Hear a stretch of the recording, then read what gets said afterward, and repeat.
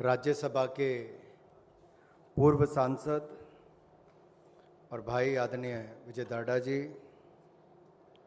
सम्मानित मंच, लोकमत national media conclave के अवसर पर उपस्थित महाराष्ट्र के कोने कोने से आए हुए मेरे प्रिय प्रबुद्ध पत्रकार भाई और बहनों, सबसे पहले तो मैं स्वतंत्रता संग्राम में अपना योगदान देने वाले स्वर्गीय जवाहरलाल दाढ़ा जी के नमन करता हूं, जिनका शताब्दी वर्ष मनाया जा रहा है और साथ ही साथ लोकमत अखबार की स्थापना के भी स्वर्ण जयंती मनाने पर मेरी ओर से लोकमत समूह के सभी सदस्यों को बहुत बहुत बधाई और शुभकामनाएं। क्योंकि महाराष्ट्र के कोने कोने से जब मीडिया के मित्र आए हैं और देश के अलग अलग हिस्सों से भी बहुत वरिष्ठ पत्रकार भाई यहाँ पर, बहनें यहाँ पर आई हैं, जिनको आज सम्मानित भी किया जा रहा है। उनके वर्षों के कामकाज को देखकर तो मैं आप सबकी ओर से और अपनी ओर से उनको बहुत बहुत बधाई और बहुत बहुत शुभकामनाएं भी देता हूँ। कुछ टॉपिक ऐसा रखा है आपने जिसको लेकर कोई भी विचार दिया जा सकता है, हर किसी की अपनी अपनी सोच इस पर होगी कि is Indian media completely polarised. ये जो विजय आपने दर्शाया, इसमें मैं पहले के अब के सभी मंच पर उपस्थित वरिष्ठ पत्रकारों की बातें भी सुन रहा था और मन ही मन में याद कर रहा था कि जवाहरलाल दाढ़ा जी को तो उस समय भी अखबार चलाने का मौका मिला होगा जब देश में इमरजेंसी का काल था। इमरजेंसी देश में थी, लेकिन अधिकतर पत्रकार जेल में थे या फिर अपनी जान बचाने के लिए कहीं ना कहीं भाग रहे थे। लेकिन लोकतंत्र की ताकत कैसी है?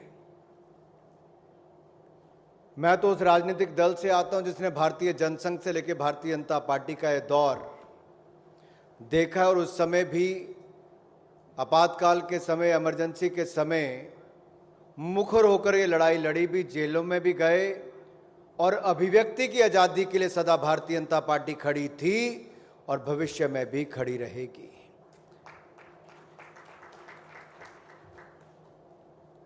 समय बदला है, उस समय अखबारों का बोलबाला था और स्वतंत्रता संग्राम में भी बड़े बड़े नेताओं ने किसी न किसी रूप में अखबार के साथ जुड़े रहे। एक बहुत बड़ा माध्यम था लोगों तक अपनी बात को पहुंचाने का, विचार को पहुंचाने का। आज बहुत कुछ बदला है। अगर हम देखें पिछले एक दशक में तो बहुत कुछ बदल गया है। मैं कई बार देखता हूं कि आजादी के समय, उससे पहले ऑल इंडिया रेडियो की एक अपनी भूमिका थी, अखबारों की अपनी एक भूमिका थी, फिर कहीं ना कहीं टेलीविजन का युग आया, ब्लैक एंड व्हाइट से लेकर कलर तक का युग आया। लेकिन इंटरनेट के आने के बाद तो ऐसा लगता है कि हर कोई पत्रकार बन सकता है, या जो ऐसी खबर जो कहीं किसी गांव में शायद कोई मीडिया वाला भी नहीं पहुंच सकता था, आज सोशल मीडिया के जमाने में वो ट्रेंड करती है और बड़े से बड़े चैनल में भी वो अपनी एक ब्रेकिंग न्यूज़ बनने का अवसर पाती है। तो चुनौतियां हम सबके सामने आई हैं। तो क्या ऐसे समय मीडिया पोलराइज्ड हो सकता है या नहीं हो सकता? ये मैं सवाल आप सबके सामने छोड़ रहा हूं। लेकिन एक सवाल यहां पर जरूर खड़ा होता है कि आखिरकार मीडिया की भूमिका क्या हो और ये कौन तय करेगा कि भूमिका क्या हो। अभी कुछ मित्र मंच से कह रहे थे कि नैरेटिव तय करने का प्रयास कुछ अंतर्राष्ट्रीय स्तर का मीडिया करता है। क्या 140 करोड़ के भारत में कोई अंतर्राष्ट्रीय मीडिया यहां पर नैरेटिव तय कर सकता है? अगर कोई ऐसा सोचता भी है तो शायद इस लोकतंत्र में लोगों की ताकत को समझता नहीं या डेमोक्रेसी की ताकत को समझता नहीं है। प्रयास किया बहुत सारे लोगों ने। 2001 से लेकर 2023 तक नरेंद्र मोदी जी सीधा जीता जागता उदाहरण है। उनके मुख्यमंत्री बनने से लेकर उनके प्रधानमंत्री बनने के 9 साल पूरा होने तक भी एक बड़ा वर्ग है जो एक तरफ चलने का काम करता है, लेकिन वो जितनी बार दुष्प्रचार में लगते हैं, मोदी जी उतने ही मजबूत होकर उससे बाहर निकलते हैं। मेरे भाई और बहन, तो क्या आप किसी को कहीं पर रोक सकते हो, या वो आपकी ही पत्रकारिता पर एक प्रश्न चिन्ह आकर खड़ा कर देता है? दुनिया के बड़े बड़े अखबारों ने लिखा, कोरोना का समय हम सबके सामने था, और कईयों ने तो पुरानी तस्वीरें चलाकर ही अपनी दुकान भी चला ली। तैरती लाशों को या गंगा किनारे लाशों को दिखाया गया, जो सत्य से परे था, लेकिन बहुत बड़े मीडिया के वर्ग ने भी उसकी सत्यता में जाने की बजाय, उसकी पुष्टि करने की बजाय उन्होंने भी चलाया। इससे छवि किसी व्यक्ति की नहीं, इससे छवि भारत की खराब होने पर आता है। और ये एजेंडा और प्रोपेगेंडा देश के बाहर से तो चलता ही था, देश के बहुत सारे नेताओं ने भी इसमें अपने हाथ साफ करने का काम किया कि चलो इसमें हम नहा लेते, भाई चल रही खबर तो हम भी अपना फायदा उठा लें। कोविड के समय हम सबके सामने संकट था कि कैसे सही खबर जनमानस तक पहुंचाई जाए कि कोविड की स्थिति क्या है, वैक्सीन बनाने की दिशा में हम कैसे आगे बढ़ रहे हैं। लेकिन कुछ लोगों ने तो, नेताओं ने कोविड के समय भारतीय वैक्सीन पर भी प्रश्न चिन्ह खड़े कर दिए। अब मैं उनकी सोच पर प्रश्न चिन्ह खड़ा नहीं कर रहा हूं, प्रश्न चिन्ह इस बात पर खड़ा होता है कि क्या वो अपना राजनीतिक उल्लू सीधा कर रहे थे, राजनीतिक लाभ उठा रहे थे, या किसी विदेशी कंपनी के लिए यहां पर मार्केटिंग करने का काम वो कर रहे थे। दुनिया भर के देशों ने तो दबाव बनाया ही, लेकिन ये तो भला हो आप लोगों का जिन्होंने मोदी जी को देश का प्रधानमंत्री बनाया, जिन्होंने एक नहीं दो वैक्सीन देश में बनाई और 220 करोड़ वैक्सीन देश में मुफ्त में लगाने का काम भी किया। अब सवाल ये खड़ा होता है कि क्या उन रिपोर्ट्स के ऊपर कभी किसी ने वापस चर्चा भी की, जिन्होंने कहा था भारत में करोड़ों लोग मर जाएंगे, भारत की अर्थव्यवस्था चरमरा जाएगी? क्योंकि विकास जी कह रहे थे, नहीं शायद अमित जी ने कहा कि विदेशों से नैरेटिव तय करने की प्रयास किया जाता है। अमित जी जितना मर्जी वहां से कोई प्रयास कर ले, लेकिन अगर आपका कामकाज बोलता है तो वो ही झूठे पड़ते हैं, यहां पर उसका कोई प्रभाव नहीं पड़ता है। प्रयास तो आज भी किए जाते हैं, जहां देश भर के लोअर कोर्ट से लेकर सुप्रीम कोर्ट से, निचली एजेंसी से लेकर ऊपर वाली एजेंसी तक, सबने एक विषय पर जांच तक कर ली, सुप्रीम कोर्ट तक का निर्णय आ गया, लेकिन 23 सालों के बाद दुनिया के एक हिस्से से एक ऐसा चैनल जागता है और 23 साल पुरानी खबर को लेकर आज भी कुछ ना कुछ किसी मानसिकता के साथ आए होंगे। और हमारे यहां से भी आज भी गुलामी की सोच पर रहने वाले बहुत सारे नेता हैं जी। एक पार्टी कुछ ऐसी हैं जिनकी सोच आज भी गुलामी की मानसिकता के चलते ही चलती है। उन्होंने फटाफट उनका समर्थन करना शुरू कर दिया, क्योंकि झूठे मुकदमे उनके समय भी बनाए गए, जांचें उनके समय भी की गई, प्रताड़ित करने का काम उनके समय भी किया गया। अब सवाल खड़ा ये होता है कि आखिरकार ये कौन लोग थे, विश्वसनीयता किसकी बनी हुई है? कुछ चैनल्स ऐसे भी थे जो मौका मिले ना मिले एक प्रोपेगेंडा के तहत चलते ही थे लगातार। आज वो किस स्थिति में खड़े हैं, कहां पर खड़े हैं, उनके ऊपर भी एक प्रश्न चिन्ह खड़ा है कि अगर वो इतने ही सत्य वाले थे, उनकी पत्रकारिता में इतना दम था, तो क्यों नहीं अपने आप को सरवाइव कर पाए?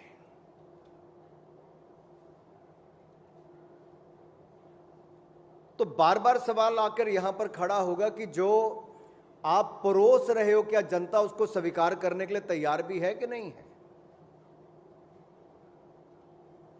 आपने देश की राजधानी में देश के टुकड़े करने वालों को हीरो की तरह दिखा दिया जी। मीडिया के एक बड़े वर्ग ने ऐसा दिखाया कि जहां पर नारे लगते थे भारत के टुकड़े करने के, नामो निशान मिटाने के, a country without a post office के पोस्टर चिपकते थे, रात को 12 बजे जाकर हमारे देश के कुछ दिग्गज नेता उनके साथ जाकर खड़े हो जाते थे। वो टुकड़े टुकड़े गैंग के साथ वहां पर भी खड़े हुए, बाकी टुकड़े करने वालों को अपनी पार्टी में भी शामिल करवा लिया। और वो फिर वो भारत जोड़ो वाले में सोच चलती है कि हम इसको साथ में लेकर चलें। मैं सब बातें आपके सामने इसलिए रख रहा हूं क्योंकि आज केवल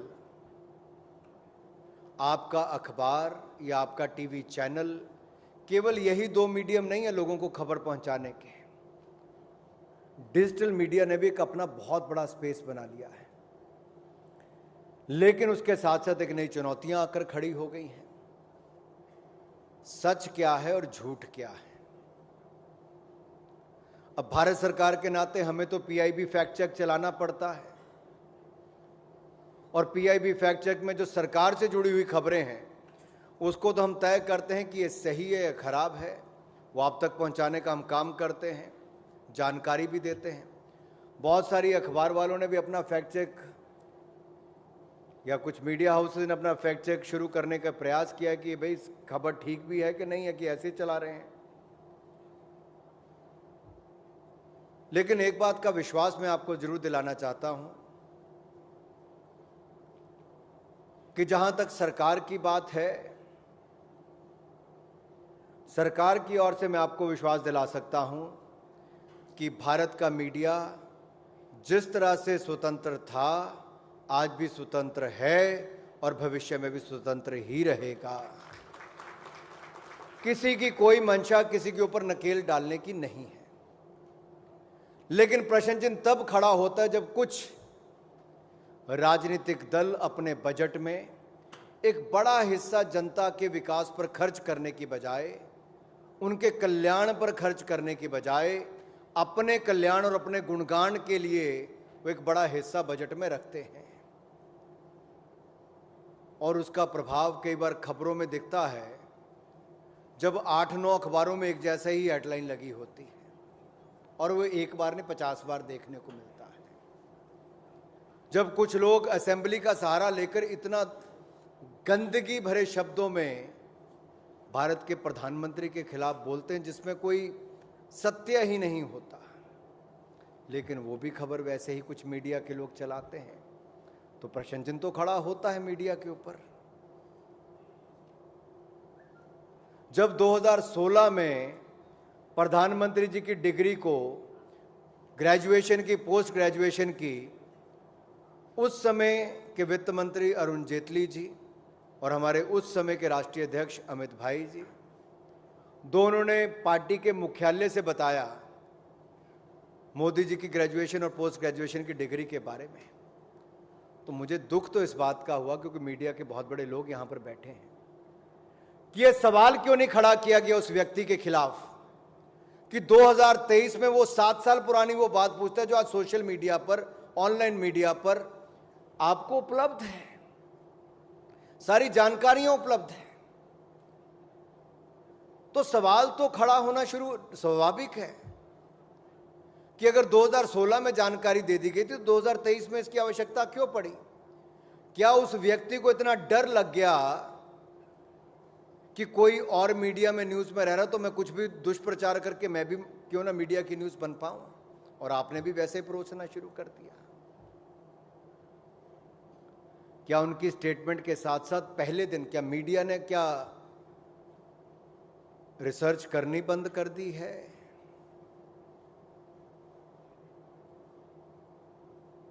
या हमारे पास रिकॉर्ड ही नहीं था 2016 का? जब उनकी खबर छपी तो साथ में ये भी छप सकता था कि ये तो 2016 में आ गया श्रीमान, आप क्या प्रश्न चिन्ह खड़ा कर रहे हैं? लेकिन सोशल मीडिया पर लोगों ने फटाफट साथ में डाला कि देखिए साहब, ये तो 2016 में बात सामने आ गई थी।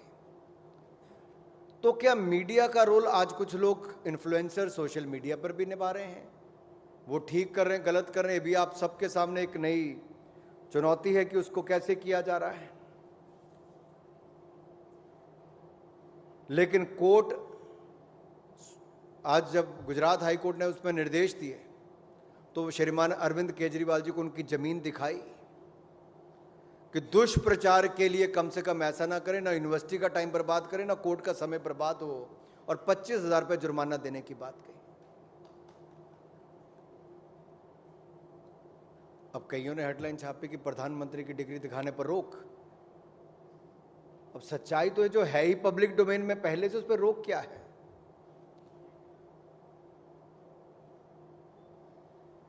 देखिए, इंदिरा गांधी जी का आपातकाल वाला समय नहीं है, इमरजेंसी वाला समय नहीं है, लेकिन आज नई चुनौतियों वाला समय है। और मैं कहूंगा कि मीडिया किसी भी सरकार और समाज को आईना का काम दिखाने का काम करती है, लेकिन इस आईने को साफ रखने का काम भी आपके ऊपर है, जिम्मेदारी आपके ऊपर है। और मैं इसलिए सब बातें कर रहा हूं क्योंकि पिछले 60 वर्षों में, अगर मैं 75 सालों में से 60 वर्ष की बात करूं, तो एक राजनीतिक दल कांग्रेस ने लंबे समय तक उस पे देश में शासन में थे। और मोटे तौर पर जब 60 वर्षों की बात की जाए तो शिक्षा प्रणाली कैसी थी, एजुकेशनल करिकुलम कैसा था, शैक्षणिक संस्थाओं में और मीडिया पर एक अघोषित समझौते के तहत वामपंथियों का कब्जा भी रहा। और कहीं ना कहीं देश को एक सिलेक्टिव इतिहास पढ़ाया गया और बिल्कुल एक तरफा था वो।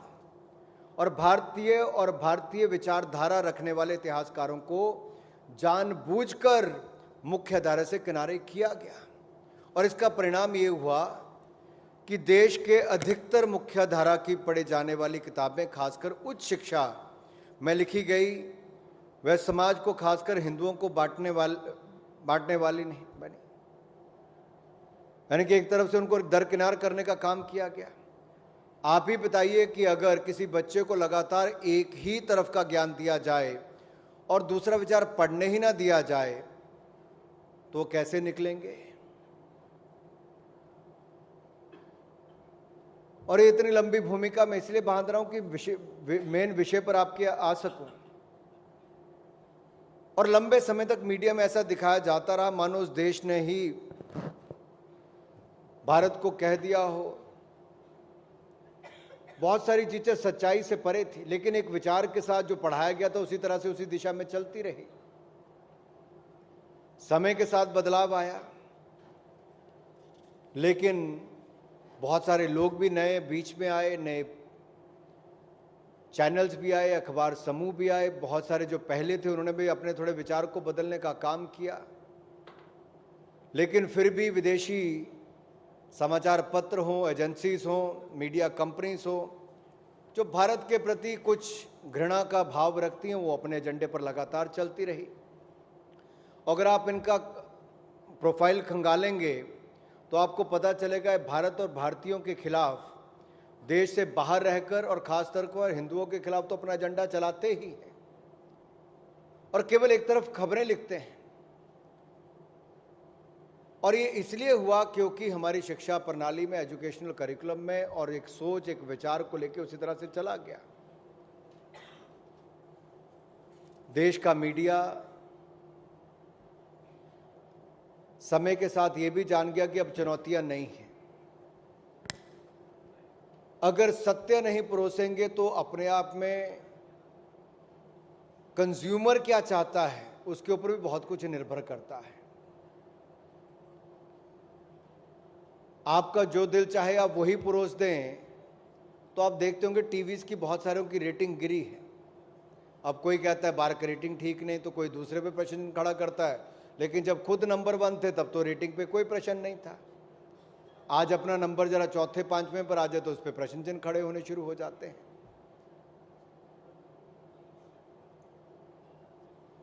नाविका जी शायद ऑनलाइन जुड़ी थी तो पूछ रही थी कि समाचार पत्रों की कैसे रेटिंग्स आती हैं। अब कई तो आप खुद भी घोषित करते हैं कि आपकी इतनी अखबार छपती है, इतनी बिकती है। थोड़ा बहुत काम हम लोग भी डिपार्टमेंट से कर लेते, थोड़ा बहुत कभी कभी जांच हम लोग भी करवा लेते हैं कि सचमुच कितनी छप रही है। और मुझे तो इस बात का फायदा हुआ कि विजय जी और मैं, हम लोग एक ही स्टैंडिंग कमेटी में थे इंफॉर्मेशन टेक्नोलॉजी की, और उसमें इंफॉर्मेशन ब्रॉडकास्टिंग भी था, टेलीकॉम भी था, आईटी भी था, बाकी भी डिपार्टमेंट थे। और ये बहुत पढ़ लिख कर पूरे इंडस्ट्री का फीडबैक लेके उसमें विजय जी आते थे। कोई मीटिंग ऐसी नहीं थी कि विजय जी के पास हर विषय पर नोट ना हो। केवल सांसद बने, एक बहुत बड़े समूह के मालिक हैं, मीडिया हाउस के मालिक हैं, इसलिए नहीं। ये अपना योगदान उस कमेटी की बैठक में भी उतनी ही गंभीरता के साथ करते थे।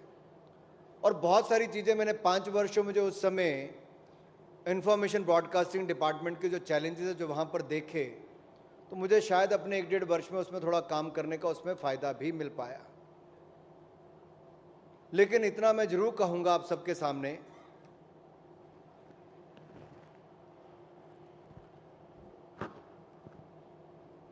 कि जो कुछ लोगों ने यहाँ से कहा कि विदेशी मीडिया नैरेटिव सेट करे, उससे बचना है।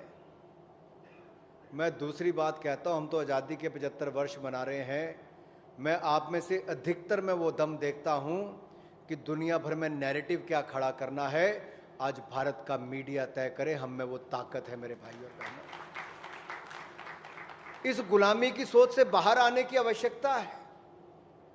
आज इंफॉर्मेशन टेक्नोलॉजी के ज़माने में आप यहां कुछ लिखते हैं तो दुनिया भर में करोड़ों भारतीयों को आप परोस सकते हैं। आज दुनिया भर में हम भारत की और भारत के प्रति जो दुनिया एक होप देखती है, भारत में बढ़ते भारत की इस तस्वीर को देखना चाहते हैं, उम्मीदें लगाए बैठे हैं, नए भारत, सशक्त भारत को जानना चाहते हैं, तो नए भारत और सशक्त भारत का नैरेटिव दुनिया भर के लिए देने का काम कोई विदेशी मीडिया समूह नहीं कर सकता, जिसके लिए कुछ एक अलग सोच के रखने वाले पत्रकार यहां से लिखें, उससे काम चलने वाला नहीं है। आप में उससे बड़ी ताकत है। भारत का नैरेटिव कोई और तय नहीं करेगा, भारत के लोग और भारत का मीडिया दुनिया भर के सामने तय कर सकता है। हम अपने आप को आज भी दुनिया से नीचे क्यों समझते हैं? आपके पास किस बात की कमी है? ना ज्ञान की कमी है, ना संसाधनों की कमी है। और आज भारत में तो मैं कह सकता हूं, जो दुनिया के कम देशों में है, आज दुनिया का सबसे ज्यादा डेटा कंज्यूम करने वाला कोई देश है तो हमारा भारत है। ऑनलाइन सबसे ज्यादा खबरें प्राप्त करने वालों में हमारा देश भारत है। दुनिया तक अपनी बात पहुंचाने वालों में भी हमारा देश भारत आगे हो सकता है। भारत में ना नॉलेज गैप है और ना ही डिजिटल डिवाइड है और ना ही टेक्नोलॉजी डिवाइड है। आज भारत के पास वह सब कुछ है जो एक विकसित देश के पास है। आज गांव-गांव तक ऑप्टिकल फाइबर डालने का काम मोदी जी की सरकार कर रही है। भारत के हर गांव में ऑप्टिकल फाइबर। भारत में 5G टेक्नोलॉजी हमसे पहले दुनिया के कई देश लाए, लेकिन हमने उनसे ज़्यादा तेजी के साथ इसको देश के अलग अलग हिस्सों में पहुंचाने का काम कर रहे हैं। इसलिए आप समझिए, केवल 5G नहीं, जब 6G भी हम दुनिया के बाकी देशों से पहले ले आएंगे। और आज भारत के पास 4G टेक्नोलॉजी भी अपनी है, 5G टेक्नोलॉजी भी अपनी है और 6G टेक्नोलॉजी भी भारत के पास अपनी ही होगी। इसलिए मैं महाराष्ट्र के कोने से आए हुए अपने भाइयों बहनों से कहना चाहता हूं, आप अपनी रिपोर्टिंग में दम रखिए। ये प्लेटफॉर्म इतना बड़ा है, आज कोई रीजनल नहीं है। आप रीजनल से इंटरनेशनल हो जाओगे, जैसे नाटू रीजनल से इंटरनेशनल हो गया, जैसे एलिफेंट विस्परर, जैसे द एलिफेंट विस्परर्स एक स्मॉल डॉक्यूमेंट्री से हमारी ऑस्कर विजेता हो गई।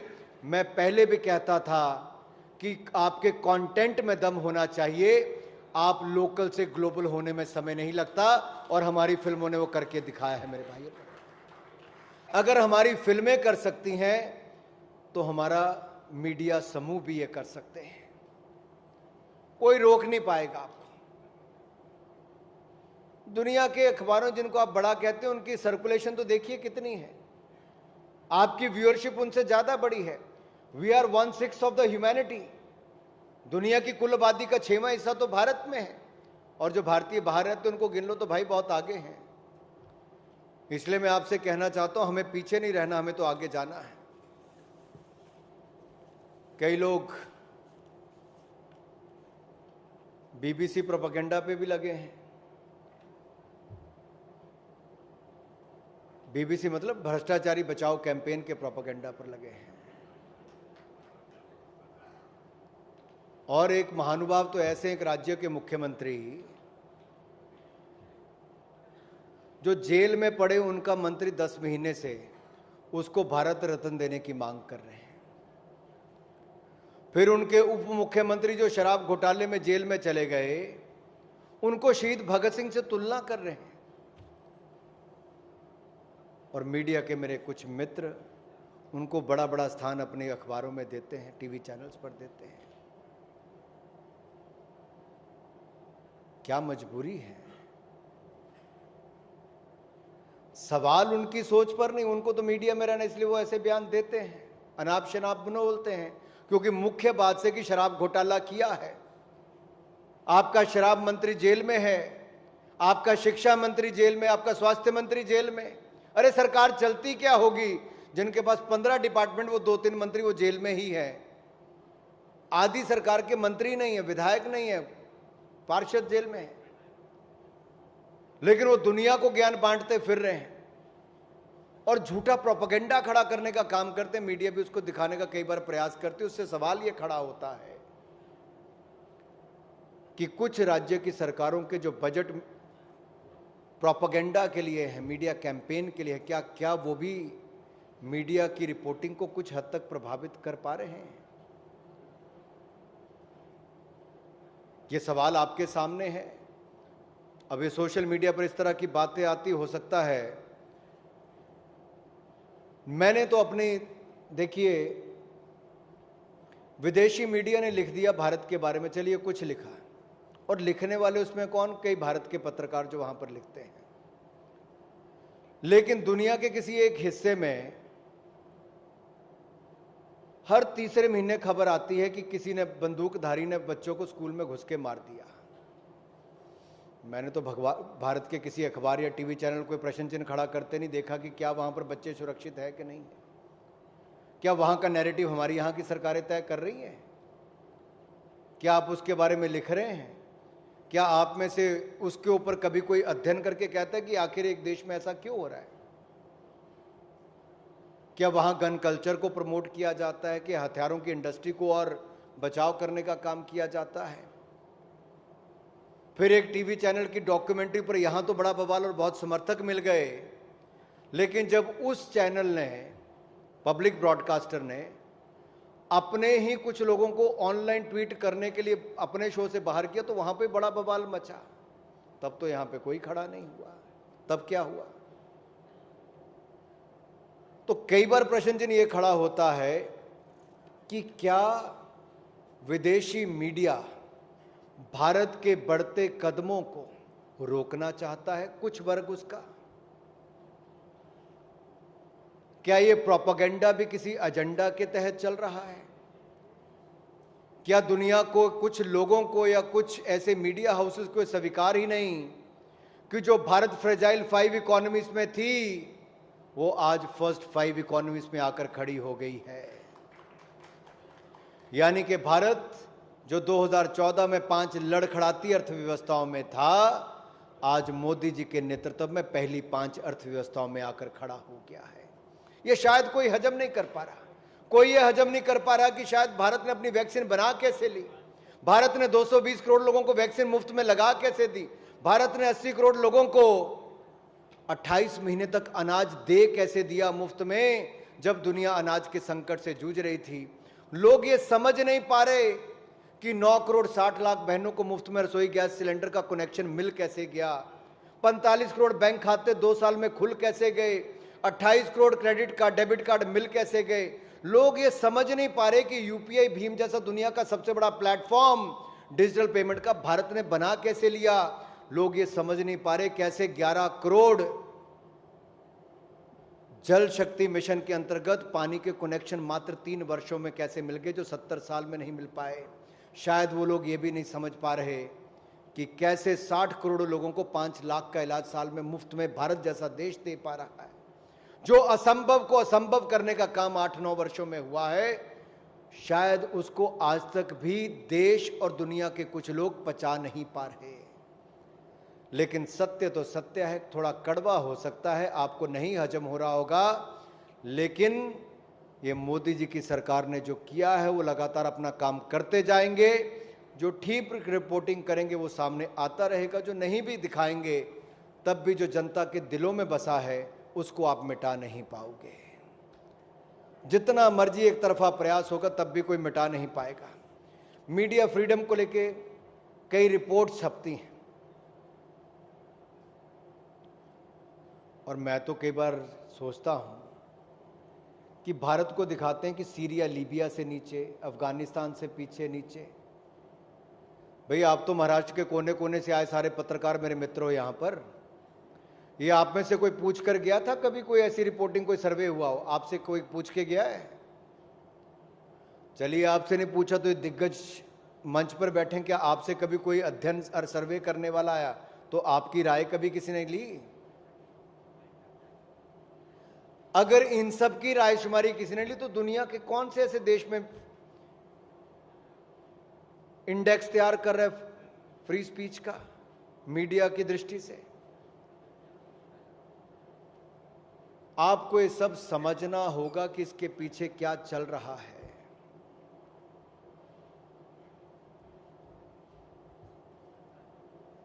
इसलिए जो मंच पे कुछ लोगों ने कहा कि बाहर की मीडिया हाउसेस नैरेटिव तय नहीं कर पाएंगे, मनगढ़ंत रिपोर्ट कोई कुछ भी लगाए, उससे हमारे यहां पर सिस्टम पे कोई फर्क नहीं पड़ेगा।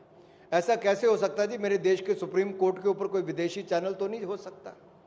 आखिरकार हमारी संवैधानिक संस्थाएं हैं, चाहे वो सुप्रीम कोर्ट हो, आरबीआई हो, सेबी हो या बाकी ऐसी संस्थाएं हैं, हमें उन पर विश्वास है। 75 वर्षों में इलेक्शन कमीशन ने जो करके दिखाया है, अरे दुनिया के बड़े बड़े देश वो नहीं कर सकते कि 140 करोड़ के देश में जहां 550 ऐसी सीटों पर चुनाव हो जाए और कुछ घंटों के अंदर पूरे देश का रिजल्ट भी निकल आए, दुनिया का कोई देश नहीं कर पाता। भारत का इलेक्शन कमीशन करके दिखाता है मेरे भाई और बहनों। लेकिन आप उसके ऊपर सवाल खड़ा करते हो। एक बड़े वरिष्ठ पत्रकार ने यहां से कहा कि क्या जजमेंट्स के ऊपर हम भी कभी, या जजेस के किसी काम पे के ऊपर हम भी सवाल खड़ा कर सकते हैं? दूसरी तरफ से यह सवाल आता है कि मीडिया ट्रायल ना हो या मीडिया ट्रायल होता है तो क्या हो? अभी अब मैं आप सबके बीच में छोड़ता हूं,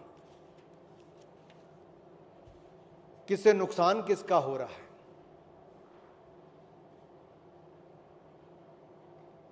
मीडिया हाउस ने एक बहुत बड़ी भूमिका निभाई इन 75 वर्षों में।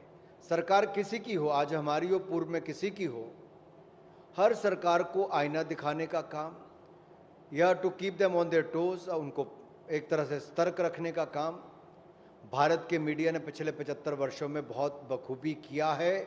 और मुझे पूर्ण विश्वास है अमृत काल से स्वर्णिम काल तक भारत का मीडिया इसको बहुत बखूबी से आगे भी निभाता रहेगा। हमें अपने देश के मीडिया में विश्वास है और मुझे पूर्ण विश्वास है इसको नई ऊंचाइयों पर वो लेके जाएंगे और आगे करेंगे। बहुत सारों में अपना मतभेद हो सकते हैं, मनभेद हो सकते हैं, लेकिन काबिलियत की कोई कमी ना थी ना आगे होगी। सो मीडिया के लिए पहले ये कहा जाता था कि जो छुपाया जा रहा है वही खबर है। अक्सर न्यूज रूम के दिग्गज अपने जूनियर्स और सार्वजनिक मंच पर यह मंत्र देते थे। अब न्यूज रूम में कहा जाता है कि जो बिक सके वही खबर है, यानी कि जो ज्यादा से ज्यादा दर्शक देखें खबर वही है। तो मीडिया आज यहां कर एक चौराहे पर खड़ा है, दिशाहीनता जैसी स्थिति का शिकार है, ऐसा लोग कहते हैं। तो इसके लिए जिम्मेदार कौन है? हो सकता है बहुत सारे कॉरपोरेट घरानों का, नेताओं का, व्यापारियों का, किसी और का। अब मीडिया हाउसेस में पैसा भी लगा हो, उनके सामने नई चुनौतियां खड़ी हो, लेकिन पत्रकार तो पत्रकार है, वो तो सत्य परोसना चाहता है, सरकार का, जनता का, समाज का। वो तो देश के सामने अपनी बात रखना चाहता है ताकि कोने कोने तक वो बात पहुंचे। अब इन चुनौतियों में से निकलने का काम भी आपको स्वयं करना है। जैसे स्वामी विवेकानंद जी ने कहा था कि आप जिस हालत में हैं उसके लिए आप दूसरों को दोषी ना ठहराएं, अपने अंदर झांक कर देखें, खुद में देखें क्या दोष है और उसमें सुधार करके उस स्थिति से बाहर निकलने का काम करें। और मुझे पूर्ण विश्वास है इस नई चुनौतियों के अंतर्गत आप गुण और दोष दोनों देखेंगे भी और उनसे बाहर आने का काम भी करेंगे, क्योंकि सोशल मीडिया ने एक नई चुनौती तो हम सबके सामने खड़ी की ही है और आगे भी रहेगी। अब मैं जब आज सुबह गया तो मैं एक अहिंसा रन पर था, जीतो का कार्यक्रम था जैन समुदाय का, लेकिन वहां पर मीडिया ने दौड़ की बजाय मुझे दूसरी दौड़ के बारे में पूछना शुरू कर दिया। सुबह 7:30 बजे उन्होंने कहा, साहब रामनामी की शोभा यात्रा चल रही थी तो बिहार और बंगाल में पथराव क्यों हुआ, आगजनी क्यों हुई, हत्या क्यों की गई?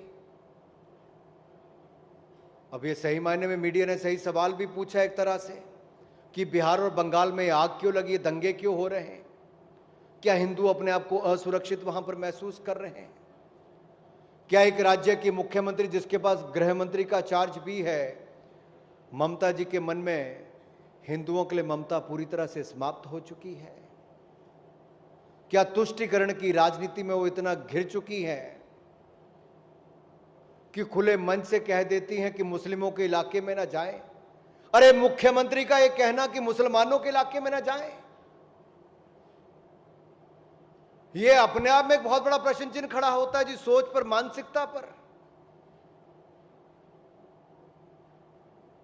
तो क्या आप दंगे का न्योता स्वयं दे रही हैं और पुलिस को कार्रवाई करने की बजाय आप ये कह देती हैं कि क्यों गए थे वहां पर? तो इनसे न्याय की उम्मीद कर कौन सकता है?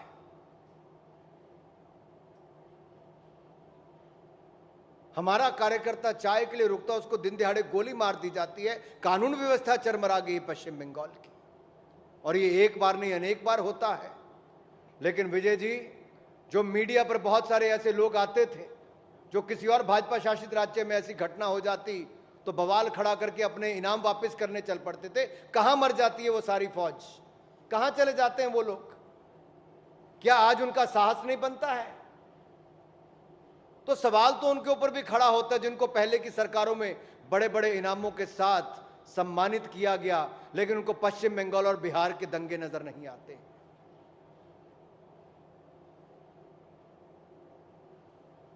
देश के गृह मंत्री बिहार जाते हैं, जाने से पहले वहां पर फिर एक समुदाय के ऊपर, हिंदुओं के ऊपर पथराव की घटनाएं से लेकर बाकी सब जो किया जाता है, अभी भी देखिए वहां पे क्या स्थिति बनी है। वहां का एसपी कहता है धारा 144 लगी, लेकिन सरकार कहती नहीं लगी है। अब सच क्या है?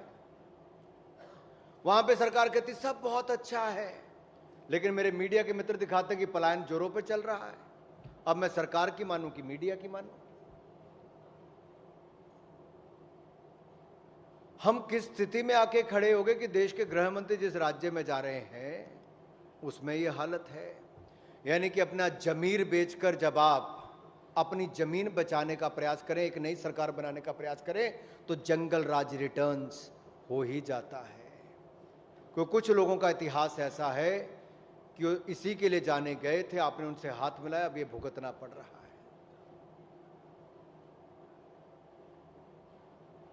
मैं महाराष्ट्र की जिस महान धरती पर खड़ा हूं, जहां वीर सावरकर ने जन्म लिया, जिन्होंने देश के स्वतंत्रता संग्राम में अपना बहुत बड़ा योगदान दिया, उनको अपमानित करने का, अपशब्द बोलने का काम देश का एक ऐसा नेता करता जो एक बहुत बड़े परिवार में पैदा हुआ।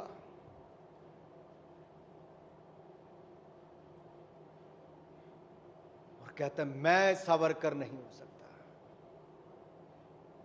राहुल जी, आप सावरकर कभी जिंदगी में बन भी नहीं सकते, क्योंकि सावरकर बनने के लिए तपना पड़ता है, त्याग देना पड़ता है, जेल भुगतनी पड़ती है,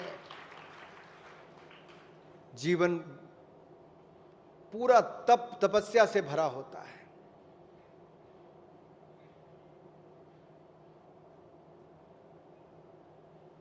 आप किसी को सम्मान नहीं दे सकते तो कम से कम अपमानित तो ना करें। सरदार पटेल जी हो, भीमराव अंबेडकर जी हो, इनको तो आपने देखा नहीं, याद नहीं किया, 60 वर्षों में मिटाने का काम किया। जब मोदी जी ने इन सब पे काम किया, सम्मानित किया, तो आपको भी याद आने लगे। अब वीर सावरकर पे आपको लगता था वापस कैसे लें, तो अब आपने ट्वीट वापस कर लिया। आप कहते थे गांधी माफी नहीं मांगता, अभी आप में से कोई कह रहा था कि कल कोर्ट मूव कर रहे हैं। तो वे कौन सा गांधी कोर्ट मूव कर रहा है भाई, मुझे बता भी दो थोड़ा सा।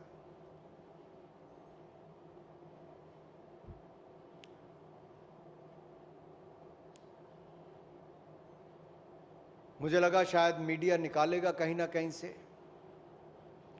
कि नेहरू जी जब नाभा जेल में गिरफ्तार हुए और 1919 के मासेकर के बाद, जलियांवाला बाग के, अकालियों ने हंगामा किया क्योंकि वहां पर नाभा रियासत के रजवाड़ों को उठाकर बाहर फेंक दिया गया और उनके बेटे को वहां पर बैठा दिया गया गद्दी पर। तो गांधी जी भी आचार्य गडवानी के साथ और एक और अपने साथी के साथ गए, तो उनको जैतू में पकड़ के नाभा की जेल में डाल दिया। अब नेहरू जी के लिए तो ये था कि कच्ची मिट्टी की वो दीवारें बनी थी, कच्ची मिट्टी का फर्श था, बार बार मिट्टी गिरती थी, आधे घंटे बाद झाड़ू लगाना पड़ता था। नेहरू जी ऐसी जिंदगी जीने के आदी नहीं थे। अब जवाहरलाल नेहरू जी की तो हालत खराब होनी शुरू हो गई। मोतीलाल नेहरू जी ने वायसराय से बात करने का प्रयास किया, इन्होंने उच्च अधिकारियों से बात करने का प्रयास किया, लेकिन कहीं पे कुछ नहीं हुआ। 3 दिन वही पतली दाल और परांठे खाने पड़े, रोटी खानी पड़ी। जब चौथे दिन जाके उन्होंने खुद वायसराय से बात की, तब जाके बाहर से फल और कपड़े इनके दिए गए और इनको सजा सुनाई गई 6 महीने की और 18 महीने की। तब पंडित नेहरू ने लिखित रूप में माफी मांगी, क्योंकि तड़ी पार कर दिया था कि मैं वापस नहीं आऊंगा। लेकिन आचार्य गिडवानी वापस आए, वो शामिल हुए अकालियों के प्रदर्शन में, उनको फिर जेल में डाल दिया गया। लेकिन नेहरू जी लिखित रूप में माफी मांगकर जा चुके थे और बाद में अपने मेमोर में इसने लिखा है कि मुझे आत्मग्लानि थी कि मैं अपने साथियों के साथ खड़ा ना हो सका, उनकी बातों के पीछे अपना बचाव करके आरामदायक जिंदगी जीने के लिए चला गया। तो राहुल गांधी जी, आप माफी नहीं मांगते तो ये किसने माफी मांगी है? गांधी माफी नहीं मांगते। फिर 2018 में कोर्ट में किसने माफी मांगी? आपने ही माफी मांगी सुप्रीम कोर्ट के सामने। विजय जी, मेरा सवाल, मैं क्योंकि इस सब बातों को यहां पे इसलिए कर रहा हूं कि मीडिया में एक पक्ष तो देखने को मिलता है, कुछ अखबारों ने ठीक भी लिखा, बाकी जानकारी दी और यह भी बताया कि इसमें लोकसभा का कोई रोल ही नहीं है। सूरत कोर्ट ने आपको माफी मांगने के लिए समय दिया, अपना पक्ष रखने का समय दिया। आप पिछड़े समाज से माफी मांग सकते थे, मोदी समुदाय से माफी मांग सकते थे, मोदी जी से माफी मांग सकते थे। राहुल जी ने माफी नहीं मांगी, अहंकार दिखाया। और जिस समय ऑर्डर पास हो गया, आपकी कन्विक्शन होगी, 2 साल की सजा हो गई, उसी क्षण उसी पल आपकी सदस्यता चली जाती है, आप अयोग्य घोषित हो जाते हैं। इसमें लोकसभा को कुछ नहीं करना, जब ऑर्डर आता है आपको केवल वापस पुष्टि करनी है। लेकिन उसकी बजाय राहुल गांधी अयोग्य क्यों हो गए? क्या सरकार का काम? सरकार का कुछ नहीं है जी, ना सरकार का कुछ है ना यहाँ के, ये राहुल जी ने जो अपशब्द कहे उसके कारण है। 7 ऐसे अवमानना के मुकदमों में वो बेल पर हैं, भ्रष्टाचार के मामले में वो बेल पर हैं, जमानत पर हैं। इसमें हमारा कुछ नहीं है, ये अपने ही कर्मों की सजा है। मेरा केवल सिर्फ इतना है कि क्या हमें ब्रेकिंग न्यूज या चटपटी खबरों से बाहर आकर आप वो भी लगाइए, लेकिन उसके साथ साथ क्या सत्य सही जानकारी क्या है, क्या वो भी हमें जनता तक पहुंचाने का एक बड़ा काम करने की आवश्यकता है कि क्या हम वो सोशल मीडिया के इन्फ्लुएंसर तक छोड़ दें? क्योंकि बहुत बड़ा वर्ग, करोड़ों लोग आज भी अखबारों को पढ़ते हैं, टीवी को देखते हैं, क्योंकि वहां पर उनको लगता है कि किसी एडिटर ने इसको पास किया होगा, तब जाकर वो जनता तक पहुंचता है। तो मुझे लगता है खोजी पत्रकारिता में भी बहुत आवश्यकता है करने की, और कहीं ना कहीं एक अच्छा एक्सप्लेनर वाले बहुत सारे शोज हैं, मैं पत्रकारों के नाम नहीं लूंगा, आज भी उनकी रेटिंग सबसे ज़्यादा आती, क्योंकि लोग खबर की गहराई तक जाना चाहते हैं, उसमें कौन लेकर जाएगा। अब जयराम रमेश जी ने कल परसों कह दिया कि मोदी जी अपने अहंकार में ये पार्लियामेंट बना रहे। भैया, हमें कोई अहंकार नहीं है।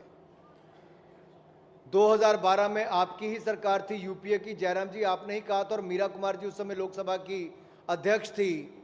उस समय उन्होंने कहा था कि नई पार्लियामेंट की आवश्यकता है। आपने 2012 में कहा था कि 2000 करोड़ से ज्यादा खर्चा आएगा।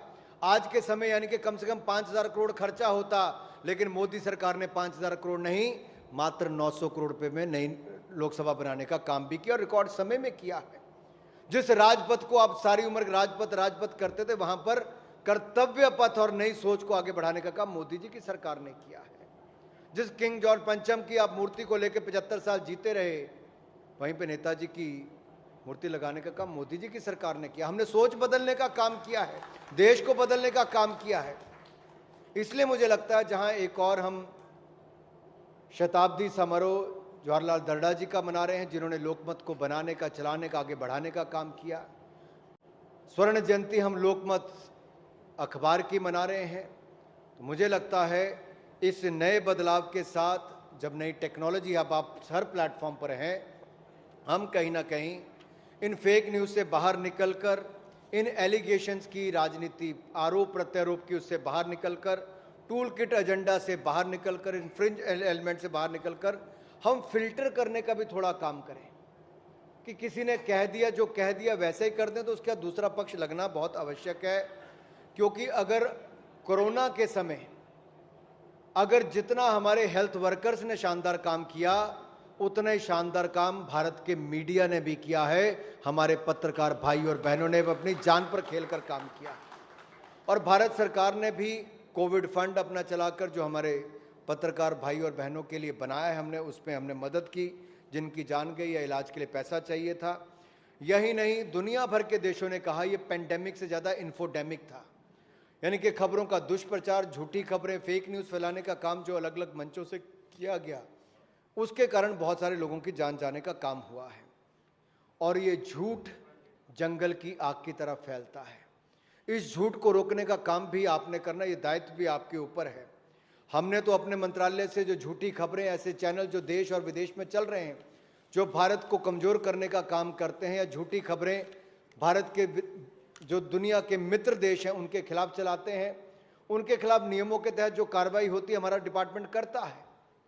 लेकिन मेरा एक अनुरोध रहेगा यहाँ पर मंच पर उपस्थित देश के दिग्गज पत्रकार भाई और बहनों से कि कृपया करके आप अपनी भूमिका जो शानदार निभा रहे हैं, आप सबको इसलिए सम्मानित किया जा रहा है कि इस चुनौती भरे दुनिया में, समाज में, इस नई जो चुनौती हम सब मीडिया के सामने खड़ी है, उसमें भी आप अपनी क्रेडिबिलिटी को लगातार बनाए रखे हैं, और आपके कारण आपके समाचार पत्रों की, टीवी चैनल्स की क्रेडिबिलिटी भी बनी है और आगे भी बनी रहेगी। और लोकमत समूह ने जो अपना शानदार योगदान पत्रकारिता के क्षेत्र में, प्रिंट, इलेक्ट्रॉनिक, सब तरफ किया है, उसके लिए मैं आपका बहुत बहुत आभार देता हूं, आपको बहुत बहुत बधाई देता हूं, और आशा करता हूं भविष्य में भी आप अपनी जिम्मेदारी को निभाते रहेंगे।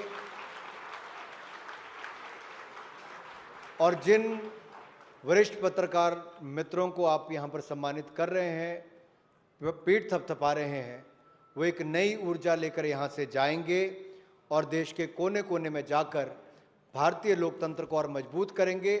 और इस लोकतंत्र के चौथे स्तंभ जो मीडिया को माना जाता है, उसको और बल देने का काम करेंगे। भारतीय मीडिया केवल हिंदुस्तान तक नहीं, अब अंतर्राष्ट्रीय स्तर पर भी अपनी पहचान और छाप छोड़ेगा।